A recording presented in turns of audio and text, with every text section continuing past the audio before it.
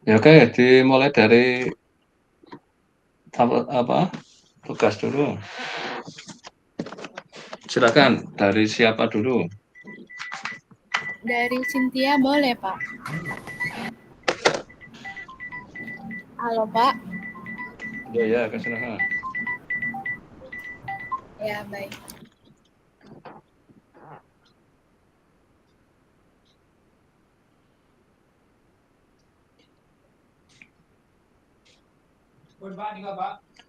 Pun tampung.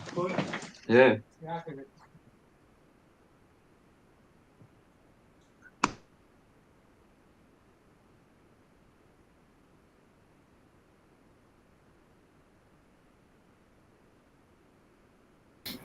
Baik, sebelumnya, Assalamualaikum warahmatullahi wabarakatuh. Selamat pagi, Pak.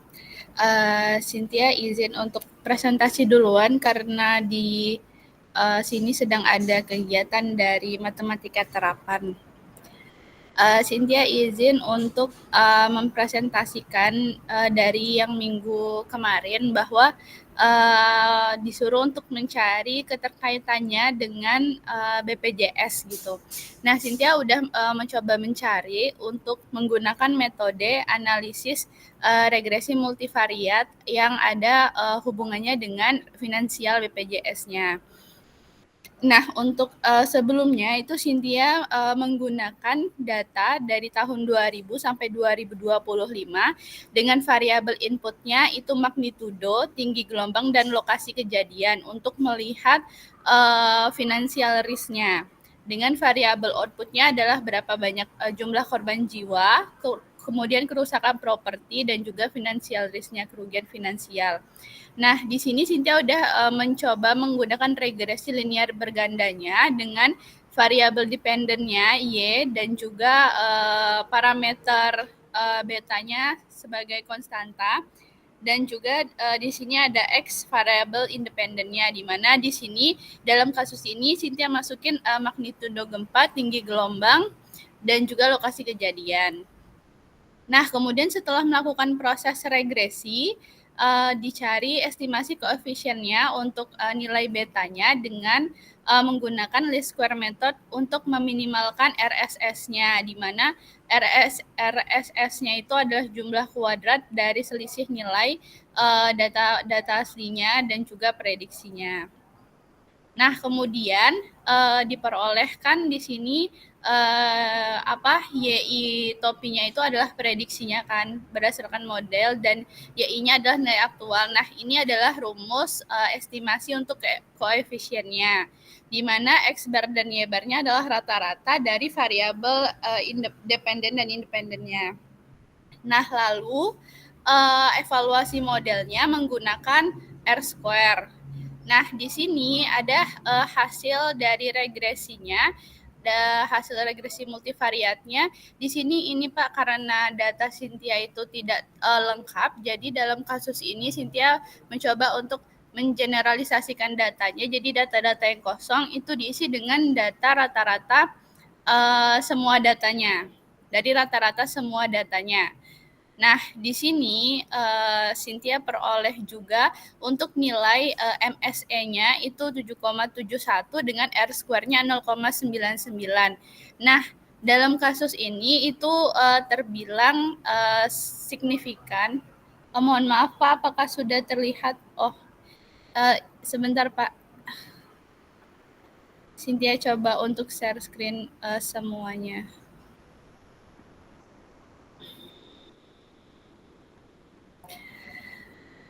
Nah, ini hasilnya.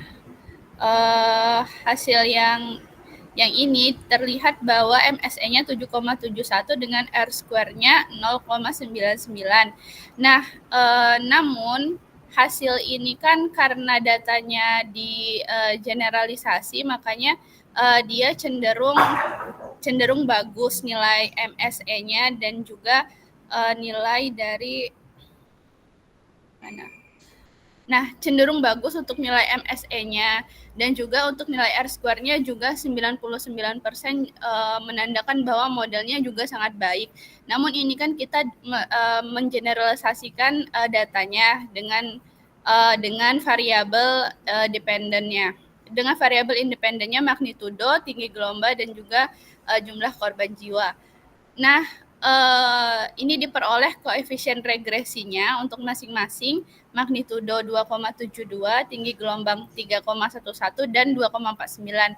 Namun karena kita harus menghubungkannya dengan BPJS, di mana BPJS itu kan mengcover untuk korban yang mengalami cedera. Nah, karena mengcover korban yang mengalami cedera, jadi di sini Cynthia ganti untuk variabel inputnya menjadi total injuries atau total yang mengalami cedera, kemudian magnitudo gempa, dan juga total kerusakan rumah, seperti itu. Jadi Cynthia mencoba menghubungkan model ini dengan risiko finansial yang ada kaitannya dengan BPJS, sehingga kita bisa melihat bahwa kejadian tsunami dengan tinggi gelombang itu berpotensi menimbulkan kerugian finansial yang lumayan besar.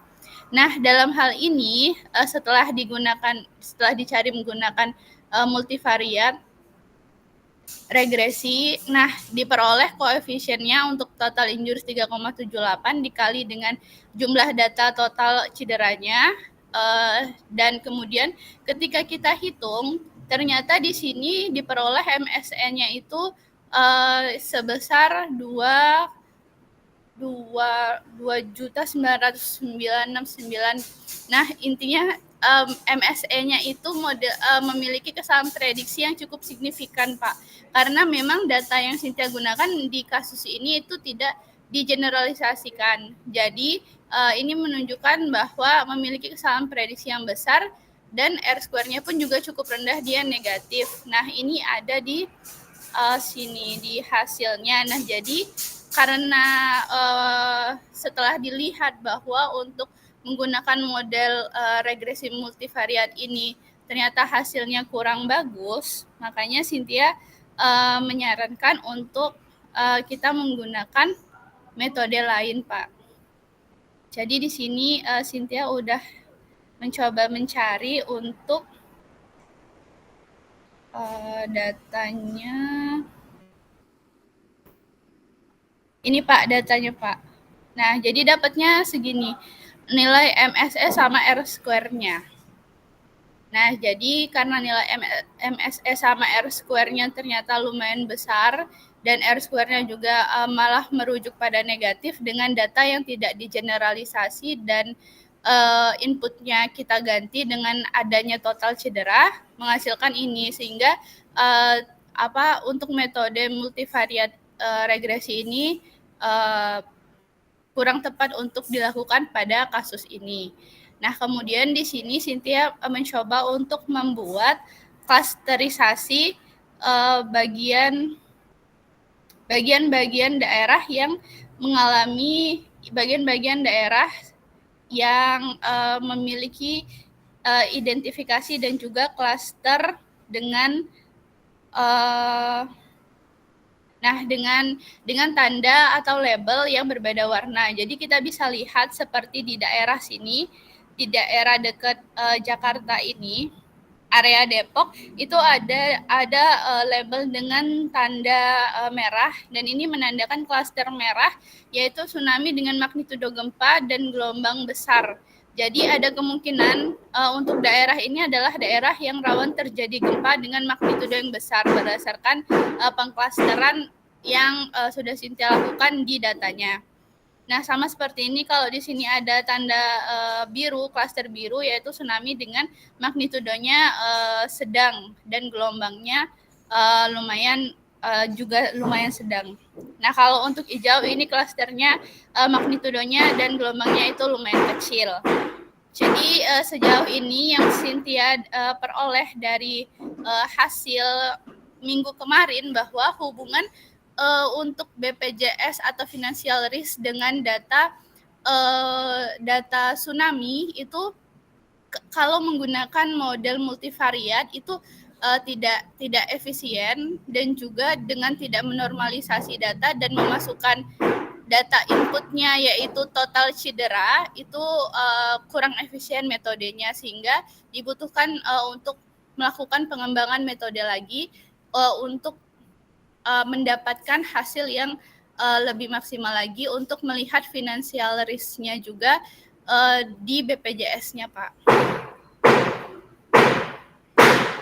Mungkin sejauh ini untuk perkembangan yang udah Cynthia lakukan hal sebatas itu dulu, Pak. Terima kasih. Oke, tapi bisa kedetek enggak ya? Mungkin di searching di internet, BPJS nanggung berapa kalau ada bencana kayak tsunami waktu Aceh itu sebenarnya yang kan karena sekarang defisit kan dicari tahu kira-kira apa sih pengeluaran kemarin kan yang urusan kanker, tapi kalau ada bencana sebenarnya BPJS itu ikut kebagian keluar uangnya, Anda tahu nggak? Iya Pak, keluar uangnya Di, itu bagi masyarakat yang terkena cedera. Jadi di data tsunami itu ada data hmm, tentang total injuries-nya atau total yang kena cedera. nah itu bisa tahu berapa pada tahun apa? Oh iya, sebentar Pak. Berapa datanya Cynthia, kayak apa yang apa Cynthia lihat datanya dulu nggih Pak. kalau 2024 ada musibah besar nggak sih ya? Yang kok 2024. itu karena waktu itu malah mungkin belum defisit. Kalau yang terkini bencana terkini apa itu? Oh, bencana terkini ya Pak. Ya, jadi maksud saya 2024. Oh, 2024 belum ada bencana ya, Pak. iya, Adanya tapi kok di malah 2023. nah berarti pada saat yang bencana kapan yang besar itu BPJS keluar berapa 2000, itu? oh, kalau untuk bencana besar itu 2004. Oh, kalau untuk data BPJS keluarnya berapa itu masih belum dapat Cynthia, Pak. Cuman di sini Cynthia baru melihat untuk financial risk-nya saja dengan memperhitungkan total orang yang cedera. Berapa yang cedera itu? Yang cedera itu total ini Pak. Total yang cedera mulai dari tahun 2000 itu ada 264 orang. Kalau tahun 2001 ada 634 orang dan 2004 ada di 400 orang. Terus untuk 2006 ada 340 orang, Pak. Ini data yang paling banyak total cedera ini ada di 1297 ini tahun 2009 Pak. Itu di Pulau Jawa tahun 2009. Lama kan maksudnya tahun Iya ya sudah lama Pak. lama ya. Iya Pak, sudah lama. Makanya maksud saya tahun yang sudah kan kita ingin lihat yang di sebenarnya kalau gara-gara itu kira-kira memang bikin Ini yang dulu. BPJS defisit enggak kalau Anda Yang memperkirakan ininya? yang oh ada 2018 ada Pak. Itu sampai Tahun berapa yang harus 2018 ditanggung? ada 30 bentar, 31.943 orang. Itu yang kena cedera, maksudnya termasuk dalam cedera kecil, Pak. Jadi baik dari cedera ringan sampai cedera berat di sini di total di 31 ribuan orang. Hmm. Ini Nah itu maksud saya yang jadi apa yang pernah masyarakat tahu. maksud saya kan jadi kita ingin lihat BPJS jadi bebannya kalau ada bencana juga ikut kena beban, tapi kok apa dari sisi pengeluaran yang paling besar kok di 2024 jadi menyebabkan apa defisit itu loh. Nah itu Oh, maksud saya dengan berita di luar, maksudnya kita hanya searching-searching kan, nggak bisa minta datanya BPJS kan. iya Ternyata Pak. jadi kalau yang luka-luka itu tanggungannya BPJS gitu ya di Iya Pak, tanggungan Ya kan itu? BPJS. Iya. Nah, makanya itu. Tapi sayangnya nggak bisa ini ya, lihat kita misalnya nilai dari waktu ke waktu nggak bisa ya. Iya Berupa Pak, kayak kalau data dari tahun ke tahun, BPJS nanggung karena bencana berapa itu ada nggak? oh, kalau kemarin sih kita udah nyari Pak, Ya. nggak ada yang spesifik gitu Pak, hanya berita-berita bahwa BPJS itu menanggung cedera cedera cedera terhadap bencana, baik Hmm. itu cedera ringan maupun cedera berat. Cuma nanti Cynthia coba coba cari lagi Pak untuk kalau misalnya Hmm. ada per tahun ya Pak. Ya oke, jadi maksud saya jadi kita kan jadi mungkin selama ini kita hanya ngelihatnya kan BPJS ngelayanin orang-orang yang sakit rutin, nah maksud sakit yang biasa bukan karena bencana ya. Tapi ternyata Iya. karena bencana juga tanggungannya BPJS ya. Itu Anda dapat infonya dari mana itu?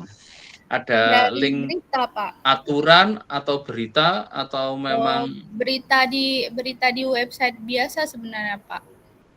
hmm, Tapi nanti coba Cynthia cari kalau misalnya ada kebijakan dari BPJS-nya ya Pak. Biasanya hmm, ada peraturan dari BPJS-nya tentang apa cedera-cedera yang tercover sama yang tidak. Tapi sejauh ini yang Cynthia lihat di websitenya itu cedera ringan sampai cedera berat masih tercover nggak Pak? hmm. Kalau meninggal santunannya juga BPJS apa bukan itu? Oh, kalau BNPB. kayaknya BNPB Pak kalau meninggal Pak. Makanya tuh saya ngelihat saya pikir kalau tadi yang kayak luka-luka ringan, luka berat yang masuk rumah sakit, saya pikir BNPB, ternyata BPJS ya. BPJS juga Iya. mengcover Pak kalau dari berita yang saya baca kemarin. Kalau aturan Anda bisa dapat nggak coba di searching Ah iya, apa tanggung jawab BPJS kalau ada bencana gitu. Karena kebetulan kan temanya tentang yang bencana kan. Coba aturan BPJS untuk korban bencana alam lah gitu. Tidak menanggung secara langsung. BPJS sudah tidak tidak menanggung menanggung secara secara langsung langsung. penyakit atau cedera akibat bencana karena menurut undang-undang biaya penanganan korban bencana alam adalah tanggung jawabnya BNPB kan. Namun korban bencana alam yang belum memiliki BPJS kesehatan dapat Oh, memperoleh bantuan oh pembiayaan berarti kesehatan melalui. Nah, ini program makanya Anda khusus. maka coba aturan mana tuh undang-undang. Nah, coba Anda searching undang-undangnya kan ada itu. Undang, Undang-Undang nomor 24 2007. Di searching. Jadi iya Anda kemarin. kan lebih di BNPB, tapi bagaimana kalau gara-gara kena bencana dia jadi misalnya sakit entah kena stroke lah atau apa karena panik, nah kayak gitu nggak tahu. Iya Pak. Nah ini di undang-undangnya coba nanti dilihat ya, karena kita ingin lihat mengkolokkan komputasi lah gampangnya karena ini kuliah. Bagaimana? Karena kan kemarin saya coba searching yang urusan defisit ternyata LPDP sudah defisit. Anda pakai beasiswa LPDP? Iya Pak. Itu 2023 malah saya. Terus BNPB sudah defisit belum? Coba di searching ini. BNPB defisit apa enggak? Saya lagi penasaran kok semua bodoh defisit gimana itu.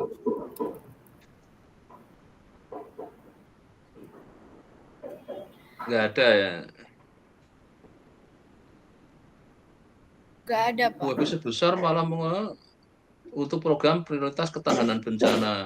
Oh, iya. Kemarin Cynthia belum sempat nyari secara lengkap sih Pak. Berarti salah salah salah paham terkait apa website ditanggung Makanya BPJS. tuh hati-hati gini ya, makanya kita cross check. Jadi gini, pokoknya Ha, di yang kuliah ini Anda melakukan komposisi statistik, data statistik, yang tadi Anda kebetulan bencana ya bencana dulu lah. Dampak finansialnya, nah juga dihitung. Terus kalau sudah itu dapat bisa, kalau Anda lebih fokusnya BNPB, ternyata yang nanggung kalau ada bencana, ya dari bencana laporan keuangannya kayak apa. Kalau tiap tahun bencananya terus-terusan apa nggak bangkrut juga, maksudnya defisit itu. Nah, dia dapat alok, kan ya itu tadi kan ya di sini ada kemarin kan sempat kayak komplain gara-gara kena efisiensi kan, dipotongi anggarannya itu loh. Nah, ini Nah, BNPB itu nanggungnya sampai sampai sebatas apa? Nah, kalau akhirnya BPJS kena dampak enggak gara-gara bencana? Apakah lanjutan korbannya misalnya gitu atau apa gitu. Nah, ini yang coba Anda nanti telusuri ya dari Doka. Kalau nggak salah yang materi berikutnya sudah masuk ke time series ya? Yang ininya ya? Bentar. Kemarin kalau di bukunya kayaknya ini masih yang regresi dulu ya, seingat saya Pak ya kemarin ya. Sebentar nanti kalau bisa Anda coba mana sih ininya kok saya belum.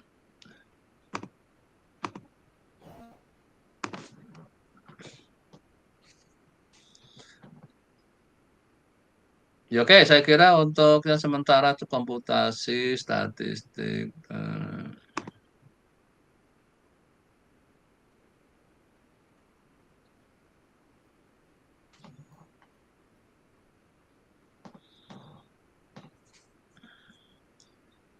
ini minggu keempat ya. Nah, ini mulai melakukan kemarin masih yang di minggu ketiga tuh, ini kan lebih ke kayak tadi regresi lah, ingin lihat dari sisi apa, kalau Anda kemudian tertarik data bencana, ya ada bencana, bagaimana kerugian yang terjadi, faktor-faktor apa sih yang menyebabkan misalnya kalau ada bencana jadi Anda khusus tsunami enggak kan? Anda semua bencana kan? Apalagi yang gempa? Kalau Anda? Bencana, Pak, tsunami. Enggak, maksudnya khusus tsunami apa bencana secara umum? Tsunami aja, Pak. Oke, kalau Anda memang fokus tsunami ya cari tahu bahwa nanti kalau ada bencana tsunami itu faktor yang menyebabkan kan ini kita bicara linear regression lah itu. Jadi konteks regresi kan kita ingin mencari variabel X yang menyebabkan korbannya banyak dari sisi korban, terus dari sisi finansialnya. Nah, kira-kira karena apa? Anda coba membuat intuisi dulu. X apa yang menyebabkan kalau ada bencana tsunami kok makan korbannya banyak itu? Apa coba? Karena ketinggian gelombang, terus magnitudo gempa yang menyebabkan tsunami, Pak. Hmm. Terus ya penduduknya di situ banyak Penduduk, penduduknya kan. kepadatan penduduk juga. Terus rumah bisa nggak Lokasi. dibikin tahan tsunami itu yang lokasinya dekat-dekat pantai pasti akan habis kan. Yang terlalu dekat berarti kan bisa dilihat X-nya adalah jarak hunian itu dari karena tsunami kan pantai kan mesti kan. Iya, Pak. Jadi makanya ada beberapa, nah ada nggak teknologi yang bahwa bangunan di dekat pantai yang ya ada potensi tsunami, itu bangunannya seperti apa ya? Jadi kalau kena ombak dia nggak hancur itu misalnya. Jadi atau apa misalnya, nah, coba Anda cari, nah setelah itu konteks untuk mereka adalah faktor-faktor apa yang menyebabkan makan korban tadi lah ya. Tadi kan ada nyebut magnitudo, sudah dianalisis belum? Udah, Bahwa Pak. tadi Tadi di sudah, regresi multivariatnya. iya. Itu Iya. sudah apa aja tadi X-nya apa? Magnitudo, terus apa? Magnitudo gempa, Ketinggian. ya ketinggian gempa Hmm. sama apa tadi ya? Satu lagi Signifikan semua. lokasi Tadi kejadian, Pak. signifikan Iya, signifikan signifikan semua, semua. Pak. Iya. Ya oke, berarti sekarang kalau yang finansial, Nah, yang Anda finansial tadi tadi, Pak, yang belum. enggak signifikannya. Hmm, Karena oke nanti yang karena di finansial itu Cynthia memasukin total yang cederanya, mungkin karena total cederanya itu mengalami lonjakan, hmm, sehingga untuk menggunakan modal regresi multivariatnya itu dia tidak signifikan, Pak, hasilnya. hmm. Ya oke, nanti yang finansialnya cari yang terus kalau itu kan BNPB yang nanggung BNPB berapa, yang artinya mungkin kita ingin lihat BNPB kalau ada bencana mungkin mungkin total kerugian kan biasanya bisa dihitung kayak kemarin demo ya, kayak misalnya ini kan katanya 900 miliar. Itu kira-kira tanggungannya siapa kalau kayak kemarin? BPJS ada nggak kena dampak kemarin? BNPB Kira-kira sumber uangnya yang untuk memperbaiki dari mana itu? Terus yang pendemo yang pada sakit masuk rumah sakit itu siapa yang nanggung pengobatannya? BPJS apa Pemda misalnya gitu kan. Kan ada yang luka-luka kan itu. Nah, mungkin itu Iya, tidak Pak. termasuk karena BPJS itu lebih untuk kesehatan kan. Jadi kayaknya kalau yang tsunami itu kalau yang gara-gara ada tsunami mungkin misalnya setelah sekian tahun kemudian jadi dia sakit-sakitan, nah itu BPJS mesti akan kena dampak, tapi nggak dampak langsung berarti kan. Itu namanya dampak apa namanya sertaan apa apa itu, dampak lanjutan lah. Gitu.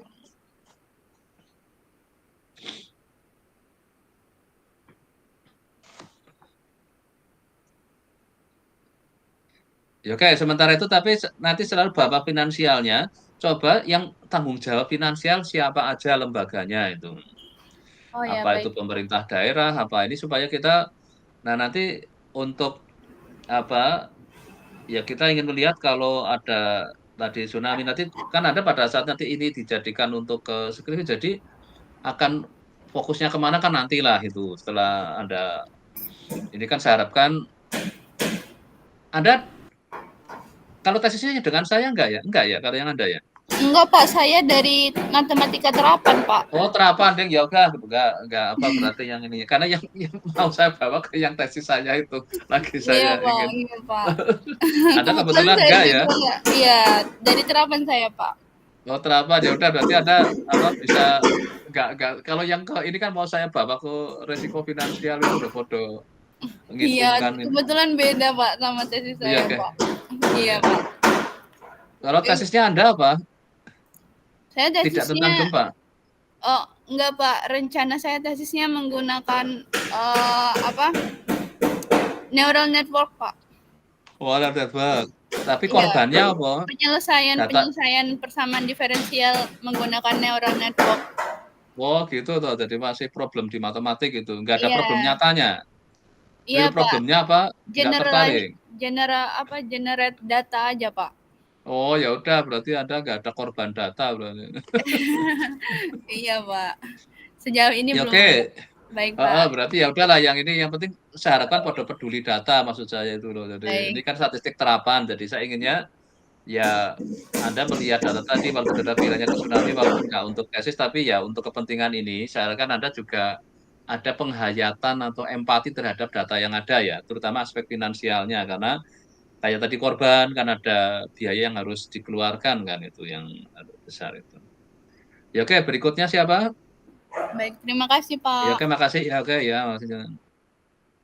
Talia kan di sini tadi katanya masih lagi ada meeting. Talia dulu atau Rasi? Talia gimana Talia? Saya Pak, tapi ini masih belum ada ini ya Pak, resiko finansial ya Tambahan. Pak. Hah? Iya, karena Belum ke finansialnya belum? iya kan masih ke regresi sederhana kayak hubungan gempanya gitu loh Pak. Soalnya datanya masih saya kumpulkan dan banyak yang kayak belum ketemu. Kan biasanya kalau ada gempa langsung ada rekapan ini kan, korban, rekapan kerugian, BNPB kelihatannya sama seperti tadi yang Cynthia ini kan Iya. BNPB. Biasanya ada tuh Bang kemarin aja ini demo aja langsung ada rekap 900 miliar kok itu. Ya statement pemerintah lah gitu. Masa ada nggak dapat data itu? Setiap Iya. ada kejadian gempa, coba oke lah, yang anda kerjakan dulu nggak apa-apa sudah. Ya mungkin belum sampai Iya. finansialnya nggak apa-apa. Tapi coba yang sudah anda kerjakan dulu aja silakan tampilkan ya. Ya, jadi kan kita mencari keterkaitan dari banyaknya gempa, apakah magnitudo dan kedalaman gempa itu mempengaruhi banyaknya gempa terjadi. Jadi yang awalnya kita lihat hubungan scatter plot masing-masing variabel, di mana kalau seandainya kita lihat uh, si banyaknya gempa sama magnitudo ini tuh dia itu cenderung menyebar, Oh ya, sehingga belum share screen dulu. Share oh ya screen Pak, dulu. maaf Pak. Share screen dulu.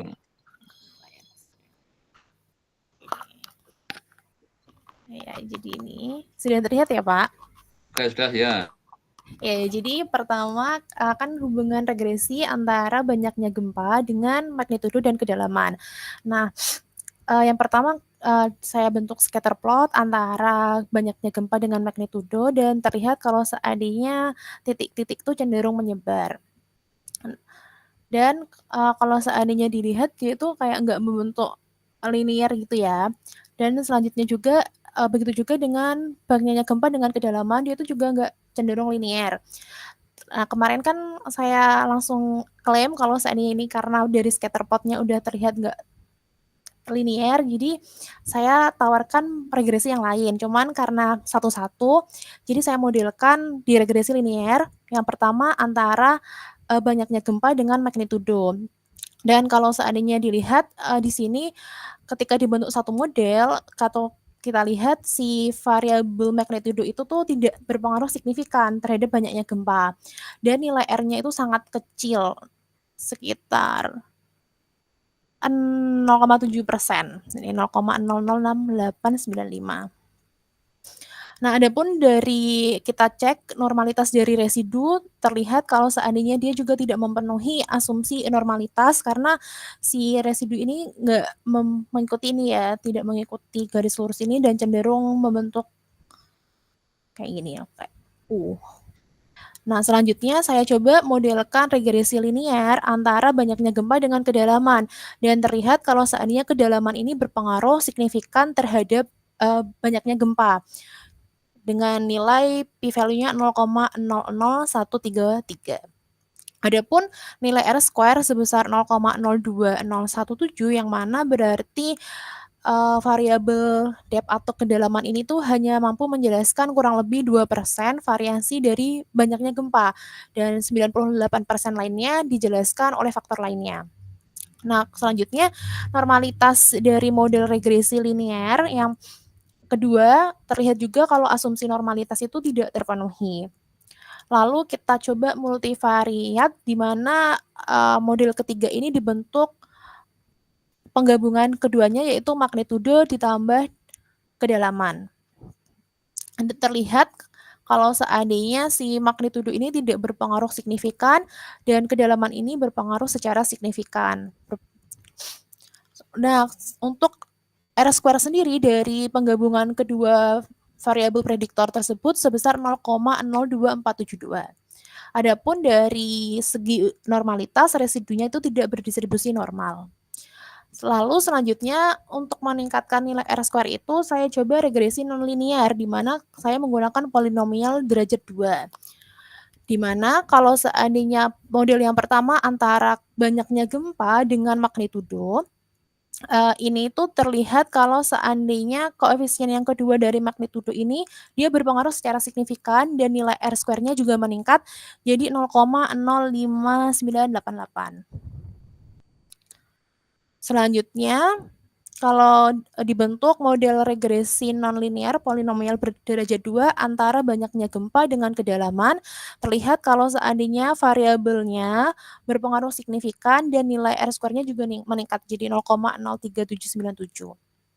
Selanjutnya, saya coba menggabungkan dua prediktor tersebut dan terlihat kalau seandainya nilai magnitudonya ini tuh yang magnitudo yang kedua ini dia signifikan, depth-nya itu berpengaruh secara signifikan. Tapi nilai R square-nya itu tuh masih kecil banget 0,09809. Jadi saya rasa kalau seandainya antara banyaknya gempa dengan magnitudo dan juga kedalaman ini kurang cocok misalkan dimodelkan dengan regresi. Maka dari itu kemarin di pertemuan yang sebelumnya saya langsung coba untuk melakukan klasifikasi di mana terbentuk 3 klaster. Pembentukan klaster. Jadi terbentuk 3 klaster wilayah gempa. Itu sih Pak yang untuk konstater ini. Kalau seandainya untuk tesis itu memang saya sudah mengumpulkan data yang PDRB karena rencananya itu memang mau dikaitkan, tapi masih belum saya masukkan di sini.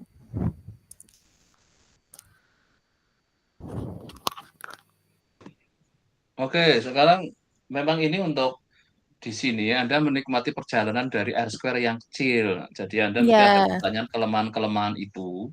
Jadi nanti saya harapkan dengan Anda dari kuliah ini adalah di komputasi terapan, pada saat kita menerapkan suatu metode statistik, diterapkan di berbagai bidang, tadi kan ada urusan tsunami, ada urusan gempa, kan tidak semudah seperti tinggal running di collab-nya kan. Kenapa? Karena hasilnya ini kan, Anda dapat apa R-square yang kecil, terus apa ukuran signifikan nggak sedikit, tapi betapa akurasi model atau metode yang kita pakai kadang belum memuaskan kan. Nah, seharusnya dari sini Anda terus searching paper lama-lama, oh mungkin pakai metode yang ini ya misalnya. Nah, memang saya harapkan memang dari peristiwanya Anda kan tentang gempa. Tapi Ya. saya harapkan Anda dilanjut untuk melihat bagaimana dampak gempa dari sisi apa ya pertama mungkin korban lah, korban jiwa, korban luka, korban ini sampai korban berupa harta benda kan. Ya. Nah, setelah itu adalah dilanjutkan finansialnya. Orang meninggal kan juga akhirnya ada korban yang meninggal juga jadi biaya kan itu.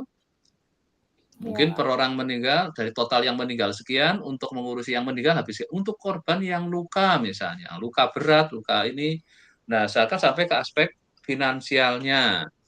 Nah, nanti setelah itu Anda lihat siapa yang tanggung jawab itu gitu. Itu loh, betul.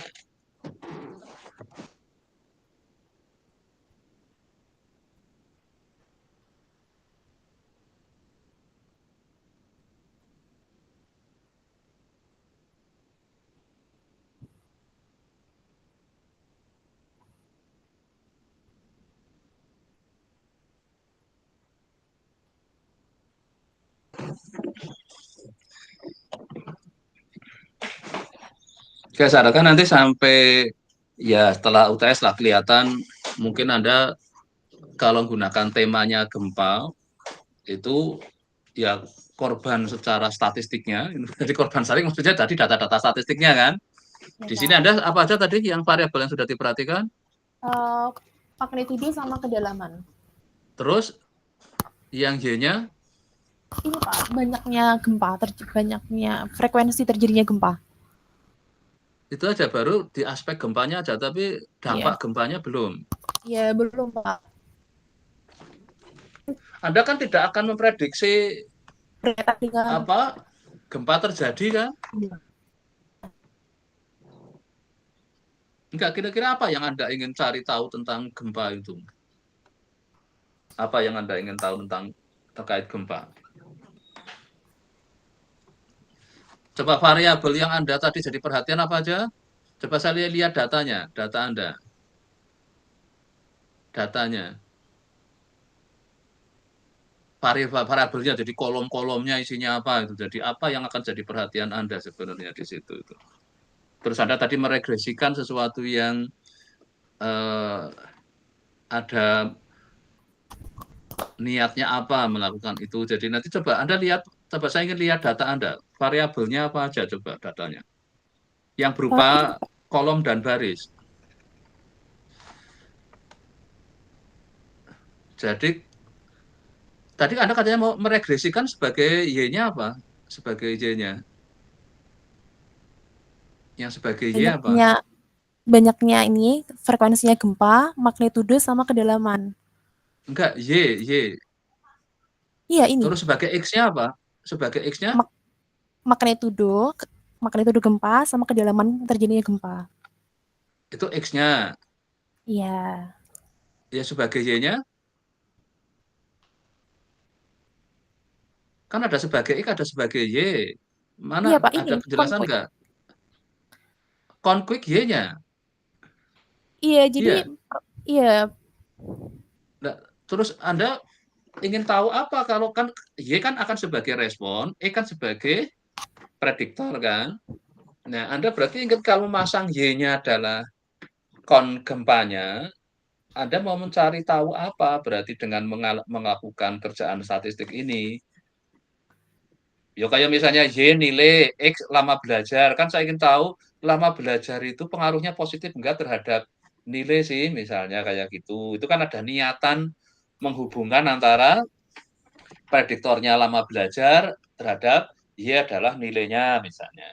Iya, Pak. Nah, Jadi saya harapkan yang motivasi kayak gitu coba kelihatan dulu ya, biar apa, jadi pada saat tiba-tiba hasil R square-nya kecil sekali, itu ada sesuatu yang intuitifnya kurang kuat jadinya gitu.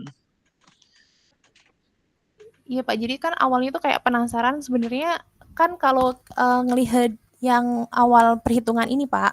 Jadi kan dia percatatannya kan frekuensinya kan setiap jam dicatatnya. Jadi kayak banyaknya si gempa ini muncul, ini tuh apakah memang dipengaruhi dari kekuatan gempanya itu sama kedalamannya. Maka dari itu yang awal ini sederhana banget saya modelkan regresi linear antara frekuensinya itu, konfliknya, sama magnitudo dan depth-nya, gitu.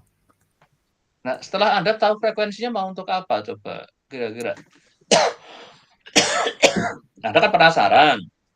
Iya, Ini jadi frekuensi gempa itu karena apa yo gitu misalnya kan. Anda ingin cari tahu itu. Kira-kira terus frekuensi gempa kayaknya dipengaruhi oleh magnitudo sama kedalamannya. Oke, itu kan.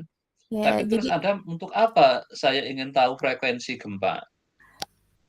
jadi kalau sebenarnya Pak, kan ini kan berhubungan dengan tesis ya Pak. Jadi tuh niatan saya ini tuh si data gempanya ini antara magnitudo, kedalaman, dan saya tuh masih cari ini Pak, jarak si terjadinya gempa itu sama kesesar aktifnya kan. Nah, rencananya tuh sebetulnya dari situ saya tuh pengen nyari nilai ini hazard rate-nya gitu kan Pak. Jadi probabilitas terjadinya gempa setiap provinsi itu. Nah, nanti nilai intensitasnya itu baru saya kaitkan nanti dengan expected annual loss-nya yang dikaitkan sama PDRB dan lain sekawannya. Niatnya kan ke situ ya Pak. Cuman kan karena Iya, oke, oke. di sini kan kayak Hmm. per step tuh jadi saya agak bingung menjalankannya Justru gitu loh Pak. Justru step by step itu untuk menghayati kayak orang melangkah. Nah, saya sering hadapi itu, orang tesis satu kalau diuji kayak tiba-tiba loncat, apanya nggak jelas maunya kadang gitu. Yang repot lagi Iya, kadang malah datanya mau apa, ya saya juga masih lagi minta. Makanya kenapa sekarang saya cegah tesis satu saya inginnya kan dia harus background information-nya cukup lah itu, biar kalau ditanya-tanya di ujian nggak kayak orang, wah belum saya pikirkan gitu misalnya gitu kan. iya. Jadi Karena kan ada ujian proposal, beda kalau waktu S1 kan nggak ada ujian proposal. Kadang ujian proposal kalau di sini kalau di UGM kan S1 cuma satu orang itu pengujinya, pembimbingnya sendiri. Tapi kalau yang oh, S2 kan ada penguji yang di luar pembimbing kan. iya Pak. Nah, makanya motivasi itu perlu pada saat kenapa saya minta hasil pendahuluannya kayak apa, datanya kayak gitu kok mau dimodelkan regresi linear, misalnya kalau di model gini, apa yang karena tidak semua itu dihubungkan secara itu dengan mudah. Makanya tadi R-square ada yang kecil kan tadi, Iya, yang karena Anda memang dapatkan. iya Pak, karena Dan memang artinya apa? Dengan itu Anda sudah berpikir kayaknya tidak bisa dengan regresi yang makanya tadi kan di judul kata linear. Anda boleh mengembang jadi non-linear. Wah, linear kok nggak iya, jalan tuh ini. Terus parametrik, non parametrik kan ada gitu. Ada yang iya, nah, maksud saya di kuliah ini Anda sudah merasakan betapa kan saya minta mulai dari step model yang sederhana dulu. Ternyata hasilnya kayak gini ya. iya, Nah, jelek banget akan Pak. menimbulkan rasa ingin tahu, Anda ke yang lebih canggih gitu loh. Nah, yang lebih canggih didapat di mana? Di buku kalau dapat ya syukur, kadang di buku belum ada orang yang nulis bukunya, mungkin masih di paper, makanya kenapa saya minta cari apa, jurnal. Karena apa, nanti yang jurnal ini yang jatahnya yang untuk tesis, yang untuk ini mungkin nggak sampai ke sana, nggak apa-apa, tapi minimal Anda sudah, "Oh ini Pak, nanti yang ini memang kecil sekali," makanya saya akan nah kayak tadi Anda kan merasakan kan itu R square-nya kecil kan? Iya, kurang cocok Nah memang Pak. nah, Anda terus ini untuk kepentingan ini nggak apa-apa meng kuliah ini judulnya komputasi statistik terapan loh itu kan. Iya, Tapi yang penting Anda sadari bahwa metode statistik tidak berarti itu ampuh untuk segala cuaca lah gampangannya itu. iya. Nah, untuk datamu ini yang kan saya mulai dari sederhana kan linear regression ya? Iya, Iya kan linear. itu? Terus di Yang babnya dari yang sini kan linear linear terus klasifikasi pakai logistik. ya, makanya nanti kan Anda silahkan mengembangkan diri yang di atasnya yang kuliah ini itu untuk kepentingan tesisnya gitu loh. Jangan tesisnya malah yang sederhana nanti kebalik. Tapi saya harapkan yang sederhana itu Anda paham. Oh, jadi kayak gini tuh akibatnya. tadi kan ada beberapa melakukan uji kan itu signifikan, nggak signifikan, terus uji sampai serentak, ngitung R-square. uji Nah, apakah besok di parsial. metodemu besok ini yang untuk tesis, R-square-nya kayak apa? Bisa dihitung nggak R-square-nya misalnya? Dan berapa? Ada improvement nggak? Nah, maksud saya seperti itu. Iya, Jadi, Pak. nggak apa di sini ada memang, tapi memang step by step-nya selalu saya inginkan mulai dari yang sederhana itu. Tapi akibatnya, tadi ya nggak maksimal ya, nggak apa-apa memang Ya. di situ. Tapi saya harapkan Anda memahami kenapa kok yang sederhana nggak bisa menyelesaikan yang tadi, datamu. Kira-kira Anda sudah tahu kenapa? Yang tadi kan setiap yang kamu pakai kayaknya tadi SQL-nya cuma kecil-kecil ya tadi ya? Iya ya? Iya ya, tadi saya lihat tadi kecil. Nah itu makanya, Anda sudah tahu kira-kira kenapa? Belum? Nah kalau belum tahu ya dicari Karena tahu. Kira-kira kenapa? Coba ya ditebak dulu lah, nanti belum dicek nggak apa-apa. Kira-kira kenapa?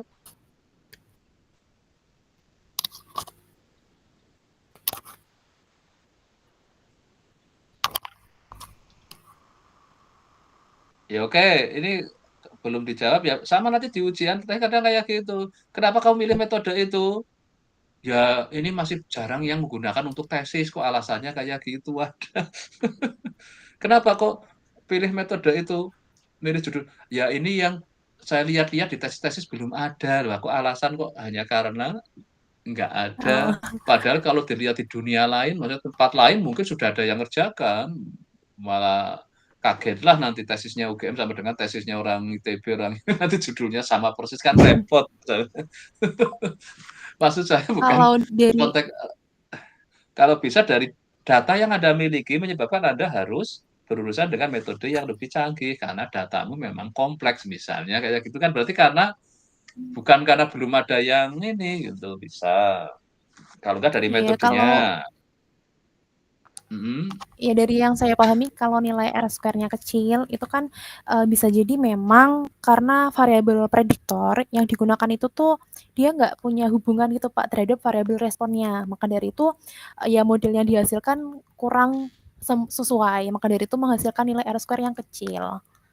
Oke, sekarang buka ChatGPT-nya benar nggak itu statement Anda itu bahwa R square mengukur hubungan antar variabel tadi Anda kan gitu ya?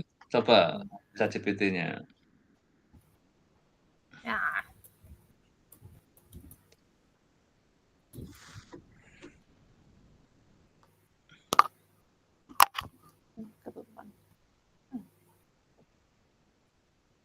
Ini kok pakai bahasanya, coba-coba lihat tadi ke atas itu, ke atas. Kok bahasanya gaul banget ini Anda sering pakai bahasa gaul loh, coba. R square bukan langsung mengukur hubungan antar variabel, ada kata ininya ya. Anda memang sering gitu apa? Kalau saya nggak pernah kayak gitu itu. Jadi tuh Berarti ah, Anda saya kan kadang-kadang gunakan bahasa gaul ya. iya Pak, saya tuh Iya. kadang sering banget pakai Oh, emoji gitu kan Pak. Jadi pasti dia itu makanya. ngejawabnya pakai emoji. Makanya ini saya nggak pernah, makanya saya kaget itu tadi loh lihat yang pertama. Aduh, untung nggak dibaca tadi kalau baca kan nggak enak ini berarti ada nah ini bahaya nanti lama-lama ada hubungan batin dengan si Ah, mesinnya ini. enggak dong Pak, masih normal kok Pak. Makanya saya tadi loh kok penasaran saya padahal belum pernah digituin ini di Enggak Pak. nah jadi Jadi kembali R square tadi coba kalau lihat di kalimat pertamanya jadi yang R tadi pertama square dia itu ke bukan atas. apakah R square Bukan mengukur langsung mengukur kan kalau pertanyaannya Anda kan apakah Excel mengukur hubungan antar hubungan antar variabel? variabel? Jawabannya bukan langsung mengukur hubungan antar Mhm, variabel, terus tapi yang berarti benar apa? bisa dilihat dari korelasi. Adapun R square Mhm, itu mengukur ya proporsi variansi variabel dependen yang bisa dijelaskan oleh variabel independen. Jadi seberapa besar nih variabel independen yang dipakai mhm. itu menjelaskan si variabel respon yang digunakan. Gitu. Berarti hanya kemampuan menjelaskan modelnya kan terhadap Iya, data yang karena dengan data yang Anda miliki itu mungkin hanya mampu dijelaskan oleh si model yang Anda gunakan atau metode yang digunakan, cuman kemampuannya kayak tadi berarti rendah kan, cuman Iya. 2%. Tapi ini tidak otomatis berarti hubungan antara variabel X dan Y itu kuat secara individual, bisa juga berupa X kurang signifikan. Nah, ditambah lagi sebenarnya adalah kadang yang korelasi itu mengukur hubungannya hanya linier, hubungan nonlinier kadang nggak kepegang. Maka Anda kalau Anda boleh mengenerate data yang bentuknya kayak lingkaran itu X, Y. Yang rumusnya apa itu kalau lingkaran itu?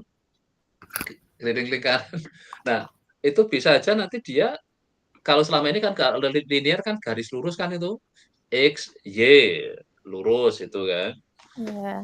Nah, itulah makanya nanti Anda perhatikan ya setiap itu kadang perlu kalau Anda memang sering komunikasi dengan ini untuk tadi pada saat Anda mendapatkan, aduh loh kenapa saya dapatnya kecil sekali ini, ada apa? Ya boleh Anda curhat ke sini. Nggak apa-apa itu kan, semakin akrab jadinya nanti dengan si ChatGPT. Ini terlalu akrab sih, Pak. Nah, itu makanya ini kok tadi kok bisa. Nah, karena memang sih nah itu yang kejadian kemarin saya yang konferensi tentang AI itu, kan ASEAN Summit AI itu lucu lagi itu. Jadi Malaysia mamerin robot anak kecil itu loh, robot itu. Ya masih kecil memang dia pendek kan, maksudnya bukan robot yang besar kayak sudah robot humanoid tapi yang dewasa enggak. Nah, waktu suruh mau buka acara kan Perdana Menterinya yang mau buka. Dia dikasih HP sama si ya kayak pelatihnya pokoknya yang nanti kasihkan ke Perdana Menteri untuk peresmian dibukanya tadi. Dia nggak mau ngasih. Berarti robotnya malah canggih apa enggak itu? Menurut Anda malah jadi malu pelatihnya apa malah enggak? Yang pastinya yang penciptanya robotnya lah misalnya. Kok dia nggak mau ngasih kan? Sudah disuruh itu. Kasihkan ke Perdana Menteri misalnya Pak. Tetap dia dipegang HP-nya, nggak mau dikasihkan itu. Kira-kira kenapa itu? Kenapa dia nggak mau ngasihkan? Sudah diperintah tetap ngeyel nggak mau ngasih itu.